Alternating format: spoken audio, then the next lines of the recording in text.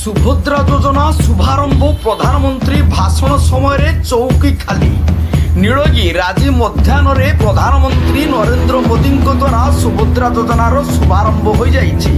Nilgiri block पक्षर Nilgiri थाना पड़िया Biju Patnaik indoor stadium परिसर में सुभद्रा योजनार शुभारंभ और आवास योजनार गृह बंटनर सीधा प्रसारण व्यवस्था यही अवसर में नीलगिरी 5 जन हिताधिकारी आवास योजनार कार्यादेश प्रदान कर व्यवस्था राज्य नेता अभिभाषण परे चौकी खाली होगा आरंभ होता।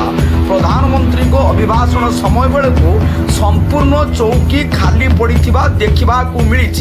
केवल केते जन ब्लॉक कर्मचारी और विधायक को व्यतीत 4-5 जन जनप्रतिनिधि उपस्थित देखा मिलता। यही अवसर में केतेक स्वयं सहायिका गोष्ठी पक्षर प्रस्तुति विभिन्न प्रकार घरकणा सामग्री सहित खाद्य सामग्री स्टॉल देखा मिली। प्रधानमंत्री को अभिभाषण प्रदान समय चौकी खाली होगा पछरे प्रशासन भूमिका दलीय कर्मी माने चर्चा कर देखा मिलता। गैलरी खाली प्रशासन को दायी करिसेंती बीजेपी कर्मी माने। नीलगिरी मनोज महांती रिपोर्ट जनता एक्सप्रेस।